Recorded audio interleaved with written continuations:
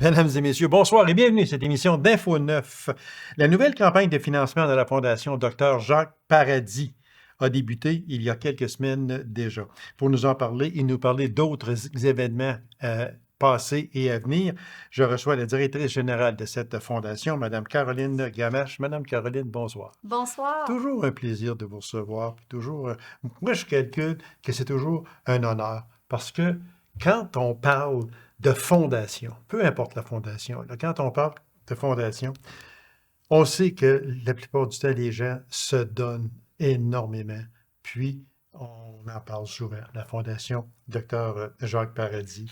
Et vous acceptez toujours mes invitations. Ça me fait tellement plaisir. Ça fait toujours plaisir de venir vous voir et de discuter avec vous. Bien, merci infiniment.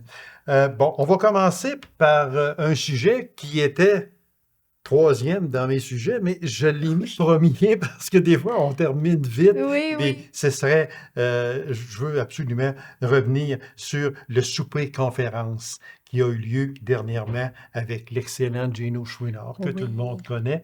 Alors, moi, j'aimerais que vous nous en parliez parce qu'on a ramassé des sous. C'est pas comptabilisé final, mais de toute façon, on va donner un aperçu quand même, puis du nombre de personnes, etc., et du conférencier Gino Chouinard. Bien, écoutez, c'était le premier événement présentiel qu'on a réalisé depuis la pandémie. Et voilà. Et voilà, le premier était notre première édition qu'on avait fait en 2019 avec M. Pierre Bruno. Oui, exactement. Et puis là, ben, on voulait récidiver avec une conférence, une personnalité wow! Oui. On voulait vraiment impressionner. Puis on trouvait que Gino Chouinard, c'était une belle personnalité, une belle personne, sympathique, conviviale, facile d'approche également. Puis c'est tout ça qu'on a constaté quand il est venu, en fin de compte, nous rendre visite. Et puis, écoutez, cette soirée-là, ça a été couronné de succès. C'est plus de 170 personnes qui sont venues à ce souper gastronomique-là. Personne n'est ressorti avec en tout cas, j'ai pas eu d'écho négatif de cette belle soirée-là. Les gens étaient de bonne humeur, les gens ont ri, les gens ont bien mangé. Les commentaires sur le repas étaient wow. Faut dire aussi que c'était un repas à saveur régionale. Ça, c'est important. Oui, que Stéphane Brouillard nous avait concocté. Le service était numéro 1 avec l'équipe de Madame Véro. Et puis, la conférence de M. Chouinard qui portait sur l'importance de l'échec pour bien réussir. Ça a été rejoindre plusieurs personnes. L'importance de l'échec pour bien réussir, mais ça, c'est formidable. Oui, c'est incroyable parce que, souvent, on pense de où ce qui est rendu, ça a de l'air facile et tout. C'est ça. Mais il nous raconte son parcours, puis c'est toujours un petit peu rigolo, sympathique comme conférence. Mais ça a été toucher plusieurs personnes, ça l'a fait sourire d'autres personnes, puis sûrement réfléchir. Oui, exactement, oui. Parce que quand on regarde Gino Chouinard, on le prend là, le matin à Salut, bonjour. Quel type modeste, sympathique, qui, on dirait que c'est l'ami de tout le monde. Effectivement. Puis quand, parce que moi, je le prends souvent, puis on veut faire des jokes, disons, puis ceux qui travaillent avec lui hésitent un peu parce que, tu sais, on veut pas le bousculer, on l'aime. Oui, puis on veut pas y faire mal. C'est un peu ça. Fait que c'était comme ça aussi. Oui, puis ce qu'on voit à l'écran de Gino Chouinard, c'est vraiment... C'est ça qu'on a également. Mais en tout cas, c'est ce dont nous, on a eu droit. Puis je vous dirais même encore en mieux. Parce que vous savez, la desserte aérienne en Abitibi, c'est pas toujours évident. On a rencontré quelques défis à ce niveau-là. Puis ça en aurait mis plusieurs autres, peut-être marabouts, fâchés, frustrés. Parce que lui, il était supposé arriver telle journée, mais l'avion n'a pas rentré, si je me suis... Exactement, elle n'a pas pu atterrir à cause du brouillard le vendredi soir. Exactement. Mais bon, en Abitibi, on a toujours des plans B, C, D. On a su se débrouiller. On va jusqu'à Z. Et voilà. Fait qu'on a su le ramener à bon port. Mais c'est ça, il aurait pu être, en fin de compte, de mauvais poil, comme on dit. Mais ça n'a aucunement paru. Il a livré la marchandise avec bonne humeur. Il a parlé avec les gens. Il a sympathisé avec tout le monde. Puis c'était merveilleux. C'est parce que ce n'est pas l'expérience que moi j'ai vécue, puis je veux juste faire une petite parenthèse, tandis que qu'on parle de ça, des gens sympathiques, puis qu'on a des solutions à tout. Parce que moi, il y a un certain joueur de hockey qui était supposé venir ici, mais lui, il était choqué parce que sur son billet d'avion, c'est qu'il a vu, mais il dit, j'ai pas besoin d'un billet d'avion, je m'en vais à la salle. Mais là, c'était la SAR. Fait que là, il n'était pas de bonne humeur. Il était supposé arrêter ici en passant pour faire une entrevue d'une demi-heure, puis il a passé droit. Ah bon. On le nommera pas. On le nommera pas. Mais je peux juste vous dire qu'il était à TVA Sport puis qu'on le voit de moins en moins. Je vais dire ça en passant. Puis c'est plus mon ami. Ah bon. On comprend ça En tout arrive, cas, hein? Gino, ça aurait été votre Oh, j'en suis persuadé, ça, exactement. Mais un autre demain, quand vous serez peut-être un invité de même, ce serait Ben, intéressant. ça serait peut-être bien de planifier, mais hein, ils sont Mais je sais que vraiment c'est de passage. oui, exactement. C'est serré souvent dans leur Oui, horaire. exactement. Ouais. Puis surtout, comme vous dites si bien, avec les problèmes d'avion et de tout, en Abitibi, on a de la misère avec ça. Oui. Parce que j'en parlais justement avec le président de Tourisme Abitibi-Témiscamingue la semaine passée. Puis c'est pas un cadeau. Excusez, là, mais c'est pas un cadeau. Bon, on revient, comme on dit, à nos moutons. Oui. Fait que dans l'ensemble, M. Gino a créé une belle impression que les gens ont vraiment aimé et adoré. Effectivement. Puis, écoutez, il a même dépassé un petit peu le mandat qui lui avait été donné. Il a bien participé avec notre animatrice, Madame Geneviève Melançon. Ils ont animé un encan ce qui s'est déroulé merveilleusement bien. On a amassé des sommes qu'on ne pensait même pas pouvoir ramasser. Écoutez, puis ça a été une soirée où, comme on disait tantôt, les chiffres ne sont pas, ne sont pas comptabilisés au complet, mais on ose espérer là, que c'est entre 10 et 15 000 qu'on va avoir réussi à aller chercher avec cette belle soirée-là. Les gens s'ennuyaient de ça. Êtes-vous d'accord avec moi? Parce qu'on était 2 ans là qu'on n'était pas en présentiel. Fait qu'on ne pouvait pas faire de réunions comme ça, de soirées comme ça. Et les gens participent en grand nombre. Les gens se sont ennuyés de ce genre d'événement. Ah, effectivement. Nous, il y en a plusieurs qui nous l'ont dit durant la soirée samedi. Et puis, c'est ça, les gens arrivaient de bonne humeur, bien habillés. Puis, ils nous disaient que ça faisait du bien, là, d'avoir une belle soirée comme ça. Ça faisait longtemps. Donc, on s'est fait remercier, là, d'organiser quelque chose comme ça. Puis, on a laissé supposer que peut-être l'année prochaine, on reviendrait en force également. Puis, les gens, en tout cas, à ceux qu'on en a parlé, ils ont acquiescé. Puis, ils ont dit qu'ils seraient là également. Donc, on ose croire, là, que ça nous prouve que c'était une belle réussite. Oui, oui, j'en suis persuadé. Et ça devance un peu mon autre question qui était, est-ce qu'on récidive? Ben, on va récidiver, c'est sûr. Est-ce que c'est l'an prochain où on se laisse une année de repos? Histoire aussi de bien sélectionner le conférencier ou la personne qui va venir, la personnalité qui va venir nous rencontrer. Mais en tout cas, moi, je suis très optimiste pour organiser un autre événement. Parce que ça paraît facile, mais ce n'est pas aussi facile parce qu'il faut premièrement trouver un ou une invité au départ. Il faut que cette personne-là soit disponible aussi, parce que souvent, c'est des personnes comme Gino Chouinard qu'on voit à la télévision régulièrement à chaque matin. Il faut qu'il y allait avec une plage horaire que lui, il faut que ça lui convienne. Alors, une autre invitée ou un autre invité a ça aussi. Fait que ça ne se prépare pas du jour au lendemain, là. C'est de la grosse organisation. Si on parle de celui de cette année qui se déroulait en avril, on commence l'organisation, là, je vous dirais, autour de octobre de l'année d'avant, octobre-novembre, on fait les réservations. Oui, effectivement. Puis j'ai une équipe dévouée également là, qui m'aide à organiser tout ça parce que je suis pas toute seule. Puis on a également des généreux bénévoles là, qui s'impliquent. Puis on essaie de rendre ça tellement dynamique, sympathique autour que les gens veulent revenir nous donner un coup de main d'année en année. Donc au moins, là, on les appelle les amis de la Fondation. Puis c'est des fidèles amis qui sont là d'événement en événement puis qui découvrent également la Fondation. Puis c'est grâce à eux là, que ça roule si bien dans ces grosses activités-là. Parce qu'il faut faire face à n'importe quel problème. Parce que le problème que vous avez eu avec Gino Chouinard, c'est que son avion n'est pas rentré. Elle n'a pas pu atterrir. On se revire de bord. Puis Effectivement, là, ben, il faut qu'il arrive. Fait qu'il reste. faut qu'il Le arrive. lendemain, il faut qu'il soit là, là. Oui, Fait que- oui, ben c'est ce qu'on a fait, hein. On a enclenché les plans parce qu'on s'était fait les scénarios aussi. oui, c'est On sûr. les avait prévus. On avait les plans B, les plans C. On a même regardé des plans D, des plans E qui n'ont pas pu se réaliser, mais le plan B était d'aller le chercher par voie terrestre, en voiture. Puis c'est ce qui s'est fait. Il est arrivé le samedi à 16h30, 16h45 à la SER. Sa conférence était à 19h. Donc, ça a été flush, mais on a réussi, puis les gens ils étaient tellement C'est ça. heureux. Puis, comme vous avez si bien dit, il aurait pu aussi arriver. Puis là, ben là, un peu fâché. Puis, Ouais. parce que ça n'a pas marché à son goût. Mais on connaît Gino, ben, on le connaît de vue comme ça. Puis, on Mhm. sait que ça a été, pour lui, ça a bien passé. Puis Mais ça, en tout cas, il a été bien accueilli. Ça, pour ça, ça, là, j'en suis.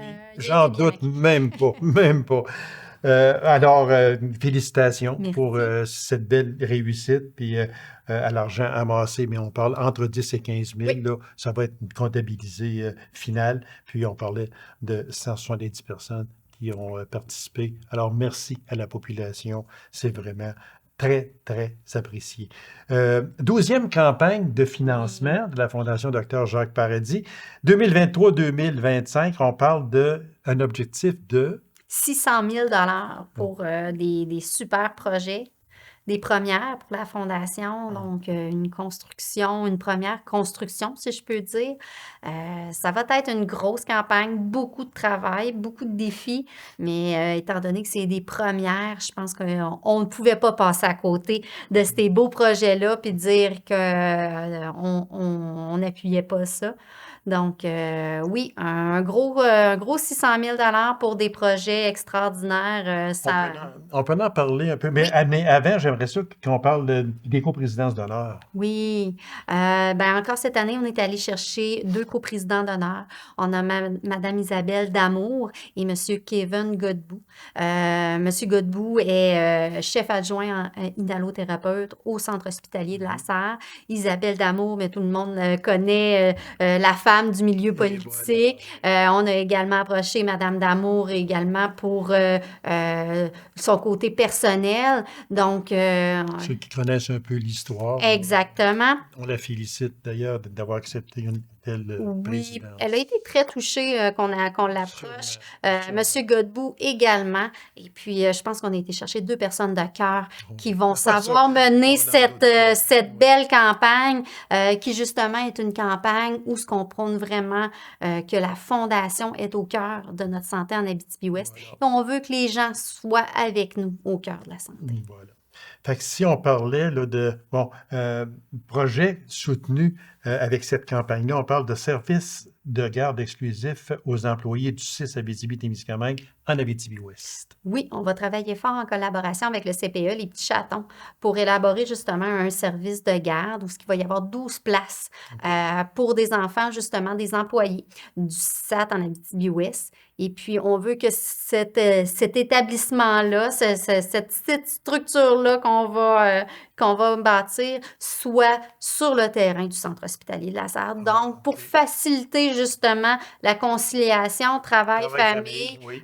des gens, parce que suite à un sondage que le CISAT a fait auprès de ses employés, c'est un besoin qui ne cesse de grandir, que présentement, c'est 29 places qui sont nécessaires pour le retour de certaines infirmières, d'autres employés, ou le retour à temps plein, parce qu'il y en a beaucoup qui ne peuvent même pas revenir à temps plein parce qu'ils n'ont pas ce service-là pour leurs propres enfants. Voilà. On parle aussi d'aménagement, chambre de soins palliatifs, centre hospitalier La Sarre. Oui, ça, c'est une autre grande première. Puis on est conscient que, bon, il y a de ce type de chambre-là ici au centre hospitalier à Macamic, au CHSLD à Macamic. Et puis on est très conscient également de la maison de soins palliatifs qui va être en construction, menée là, par le passage de l'Aurore. Mais c'est un besoin complémentaire. Souvent, les patients, il y en a beaucoup qui n'ont pas le temps de se rendre en maison de soins palliatifs, ou il y en a d'autres qui ne veulent pas s'éloigner de la Sarre, qui ne veulent pas se rendre à Macamic. pratique ou qui n'ont carrément pas le temps, étant donné que la condition ne le permet pas. Et puis, c'est un besoin que les familles ont également souligné aux membres des soins à la SAR. Donc, on a dit, ben oui, on rentre dans on veut appuyer ce beau projet-là. Voilà, c'est un excellent Oui. projet. Aménagement est mise à niveau des salles de pause des employés de tous les centres en Abitibi-Ouest. Acquisition également de nombreux équipements médicaux pour l'urgence de la SAR. Ce sont tous on n'a pas plus important un que l'autre, là. C'est tout Effectivement. primordial, c'est ce qui est là. On ne pouvait pas dire non. On ne Ah pouvait non, pas c'est dire sûrement, non. C'est sûrement. ça. C'est des projets indispensables et très pertinents pour Et notre voilà. territoire. En terminant, une question. Le changement de l'image de la fondation avec notre nouveau logo et nos nouvelles couleurs. Ça, c'est nouveau de cette année. C'est tout nouveau cette année. On a justement fait le grand dévoilement de ce logo-là à notre lancement de campagne le 30 mars dernier. Et puis, on a complètement changé les couleurs. On se retrouve dans des couleurs plus de vert aqua. On se retrouve également, on a laissé partir l'oiseau du paradis. On est vraiment plus vers un logo qui rassemble le cœur, les mains jointes avec la population. On s'est vraiment tourné vers une couleur de l'espoir, que je peux dire, parce que le vert est la couleur Oui, de exactement, l'espoir. oui. Et puis, justement, un logo qui est rassembleur, puis qui fait en sorte également de vraiment sensibiliser les gens parce qu'on est au cœur de notre santé en Abitibi-Ouest. Et puis, c'est ça que ça veut dire, ce logo-là. Madame Gamache, c'est toujours un plaisir de vous recevoir et vous avez toujours de belles et bonnes nouvelles à nous dire. Oui, ben j'espère. Puis là, cette campagne de financement, là, objectif 600 000 on voit tout ce que ça prend pour ce 600 000 $-là. C'est tout ce que c'est que vous allez en faire. C'est toujours quelque chose de très positif. Vous avez toujours d'excellents projets. Moi, je tiens à vous féliciter pour tout l'ouvrage que vous faites avec cette fondation et toute l'équipe également, parce que c'est une équipe, il faut le dire. Alors, félicitations à vous et à votre équipe. Puis vous aurez toujours une place ici, parce que c'est vraiment, on le sait et on le dit, la Fondation Dr Jacques Paradis, elle est essentielle. Oui, effectivement. Puis ben, on vous remercie de vos invitations, là. À chaque fois, c'est un plaisir de venir vous voir puis de parler de la Fondation pour toucher le maximum de gens. Mais c'est très réciproque et vous serez toujours la bienvenue. Merci beaucoup, Mme Gamache. Merci à vous. C'est moi qui vous remercie. Alors, courte pause, mesdames et messieurs, et on vous revient immédiatement après. Restez avec nous.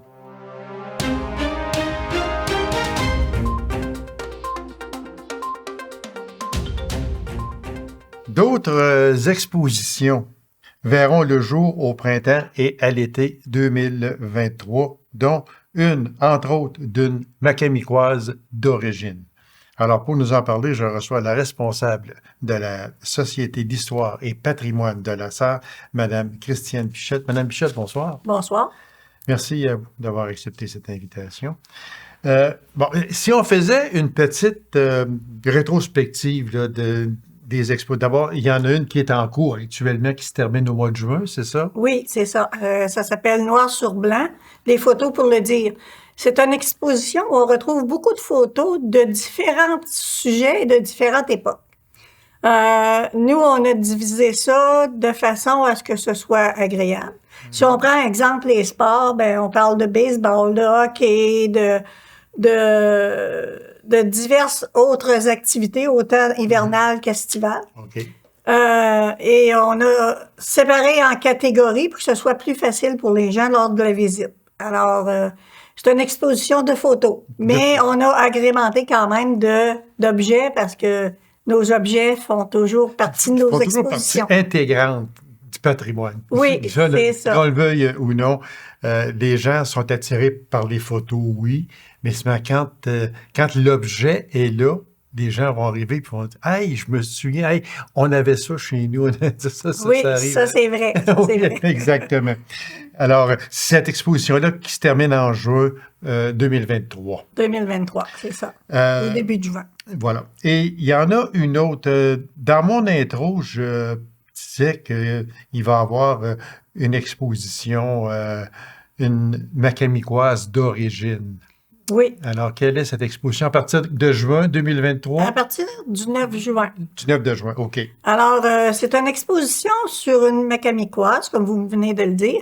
Madame André Boucher, une grande comédienne de chez nous, qui a œuvré pendant 40 ans, et peut-être un petit peu plus,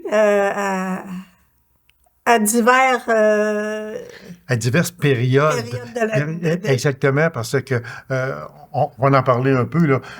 On l'a retrouvé, naturellement, dans les belles histoires des pays d'en Mais haut. oui, la La belle fameuse Artémise, belle Artémise. Elle dans a les joué ce histoires. rôle-là longtemps. Longtemps, à côté de Guy Provost et bien d'autres, là. Oui. C'est une comédienne qui, à ses tout débuts, l'a quand même pas eu facile. Elle a eu vraiment beaucoup de difficultés avant de commencer sa carrière. C'est des choses qu'on va découvrir dans notre exposition juste quand elle a commencé vraiment à avoir plus de visibilité.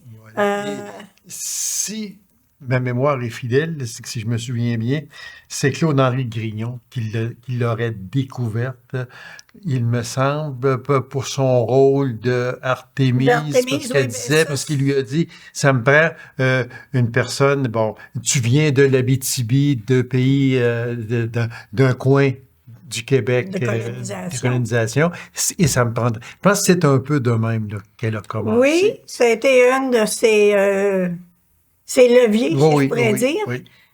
Puis elle, vu qu'elle était un petit peu grassette, ben elle allait bien dans le rôle, parce que dans cette époque-là, ça prenait quand même des femmes avec des formes, là, tu sais. Corpulente un peu, là. Oui, exactement. Puis elle jouait très bien son rôle, d'ailleurs, puis elle a joué aussi dans Les Dames de cœur, Evelyne dans Les Lise Dames Payette, de cœur. oui, le fameux Il y a téléroman. beaucoup de gens qui ont suivi cette série-là à la télévision. Oui. Et elle a joué dans des films, elle a joué un petit peu partout. Mais je pense que oui, elle a joué aussi dans Symphorien. Elle a joué plusieurs apparitions dans Virginie Oui, également. aussi. On la voyait régulièrement. Cette valeur, elle a connu une fin tragique. Bon, on peut en parler tout de suite un peu, là. Oui, on peut demander ça un parce mot. qu'elle avait demandé l'aide à mourir 2 fois. 2 fois, Ça oui. lui a été Ouais, refusé. Donc, elle s'est enlevée. Elle s'est enlevée la vie, ce qui est une fin très triste. Mais je crois, dans sa situation, de sa maladie, je crois qu'elle n'était plus capable d'endurer les douleurs puis les circonstances de cette maladie-là. J'ai pas en mémoire la maladie qu'elle avait, là, mais c'était quelque chose de très... Elle souffrait d'arthrite déformante. Oui, c'est ça. Ah oui, parce que des fois, on la voyait, à la télévision, on voyait ses mains là, qui étaient les doigts un peu difformes. Oui, là. exactement. Et, elle boitait beaucoup aussi. Aussi, elle marchait avec des béquilles en dernier, probablement en chaise roulante aussi, plus vers la fin. Là, on la voyait moins. Alors, fait que nous, c'est un hommage qu'on a voulu rendre à cette comédienne-là qui vient de chez nous. Qui vient de chez nous. Qui vient de chez nous. Alors là, présentement, ben c'est ça, on est en recherche d'informations. Faut savoir aussi qu'elle a écrit 2 livres. On a eu un don du Jardin du patrimoine des 2 livres en question. J'avais fait la demande à une dame, puis la dame, elle m'a dit que le Jardin du patrimoine les avait. Fait que j'ai dit, est-ce qu'il serait possible qu'ils nous les prêtent? Puis en fin de compte, ils nous ont fait un don. Ah, OK. Fait qu'on remercie beaucoup Ben le Jardin du patrimoine pour le don des livres. Nous, on va s'en servir, puis on va même les mettre dans l'exposition. Fait que les gens vont pouvoir les feuilleter, puis... Parce que on a été... Je me rappelle que les gens ont été offusqués beaucoup quand on a su qu'elle s'était enlevé la vie. Ouais. Mais par contre, son mari, Jean-Pierre Bélanger, qui était son mari depuis 46 ans, quand il s'est mis, un peu plus tard, parce qu'il n'était pas capable d'en parler, mais un peu plus tard, il s'est mis à expliquer le pourquoi de son geste. Oui. Puis là, on a vraiment compris. Oui, c'est sûr que ça devait pas être facile pour lui. Puis c'est un monsieur que, ben moi, j'ai communiqué quelques fois avec lui récemment. OK. Et c'est un monsieur qui est très, très, très gentil. Oui, Là. oui, oui. Dans notre exposition, il nous a envoyé les trophées d'André qu'elle avait gagné les Métro Stars Ah oui, et des OK. choses comme ça. Là. Des choses qu'on va pouvoir aller voir Vous à allez pouvoir l'exposition. voir OK. des trophées nous, ici en Abitibi, on n'a pas la chance de voir Non, souvent. exactement. Alors, ils vont être en exposition. Fait que ça va être un plus pour cette exposition-là. Parce que c'est pour ça, en tout cas, les gens le savent peut-être presque tous, sinon on peut les informer qu'André Boucher, oui, elle est née à Macamic en 1938 et son père avait l'hôtel qu'on a si souvent appelé l'hôtel Plaza, Oui, que tout le monde se souvient, qui a passé au feu, etc. Mais son père avait cet hôtel-là. Cet hôtel-là. Et elle est venue au monde ici à Macamic. Donc, cette exposition-là, elle s'en vient, c'est vous me dites... Pour l'été. Pour l'été jusqu'en septembre. OK. Je me rappelle pas la date en septembre, là, mais de toute façon, nous, on va envoyer des informations ici et dans les journaux. Et on a toujours nos affiches dans les centres d'achat et dans les magasins. Alors, les gens peuvent être informés des heures, etc. Là. Fait que c'est pour le mois de juin, le 9 de juin que vous m'avez dit, Oui. jusqu'au mois de septembre. Mais ça va être une belle exposition. Ben, c'est toujours de belles expositions. Oui, on essaie de diversifier pour que ce soit intéressant pour les gens. Alors, on invite la population à venir nous voir et à venir visiter les expositions. On en a quand même des toutes petites en arrière, dont celle des ponts couverts. Ah, les fameux ponts couverts, moi, je trouve ça extraordinaire. Présentement, l'exposition sur les infirmières. Les infirmières qui ont œuvré ici en Abitibi-Ouest pendant plusieurs années, que ce soit les infirmières de colonisation et même celles un peu après. Mm-hmm. On a monté une mini exposition où on retrouve des objets, des seringues, des bassines, de tout ce qu'il y avait dans le temps. Là. Alors, c'est quand même ça aussi intéressant à voir. On pourrait peut-être en terminer, Mme Pichette, si vous me permettez. Le printemps est à nos portes. Oui. Les ménages qui se font, des remises, des garages, des sous-sols, etc. Peut-être lancer une petite invitation là, aux gens qui, en place de se débarrasser d'objets, pourraient peut-être faire un don à la société. Alors, la façon dont ça fonctionne, ben nous, on ouvre des fonds au nom de la personne qui l'apporte. Et les objets ben, servent lors de nos expositions. Les documents, les photos, les documents que vous pensez là, qui pourraient être intéressants pour l'histoire, des fois des anciens documents de votre grand-père a acheté une terre, etc., le reste, ou des anciennes photos. Notariés des actes notariés, c'est ça. Et des anciennes photos également. C'est sûr que des fois, on n'a pas toute l'information, mais par les habillements, par les véhicules, par les maisons, on peut quand même situer à quelle époque ça peut avoir eu lieu, cette photo-là, et à peu près à quel endroit. Fait que... Puis si vous ne voulez pas vous en départir, mais vous pouvez...